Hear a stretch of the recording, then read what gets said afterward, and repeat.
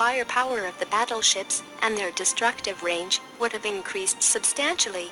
Trading one turret for 20 Harrier jets was a pretty good deal.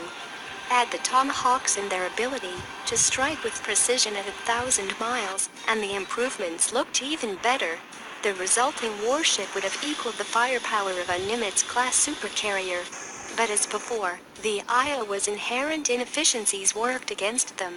With a crew of nearly 2,000 each, the ship's high personnel costs made them prohibitively expensive to run in an all-volunteer navy.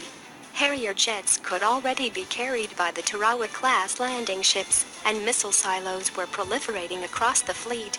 The Navy came to the conclusion that if the country was going to get its money's worth from the 4 battleships, the vessels had to concentrate on their unique abilities, firing massive artillery shells at the enemy. That meant keeping all 3 main gun turrets. The cool conversion schemes would have to stay just that, schemes. In the early 1980s, 4 Iowa-class fast battleships originally built during World War II, Iowa, Missouri, New Jersey and Wisconsin, were taken out of mothballs and returned to active duty.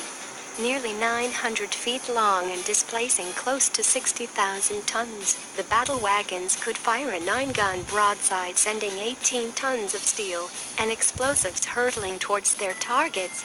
The battleships were modernized to include cruise missiles, ship-killing missiles and phalanx point defense guns. Returned to the fleet, the ships saw action off the coasts of Lebanon and Iraq. At the end of the Cold War, the battleships were retired again. All were slated to become museums. Few knew, however, that returning the battleships to service in the 80s had been only part of the plan. The second, more ambitious phase was a radical redesign of the massive warships that would have combined the attributes of battleships and aircraft carriers. The resulting ship, a Battlecarrier, was merely one of many schemes over the span of 30 years to modernize the most powerful American battleships ever built.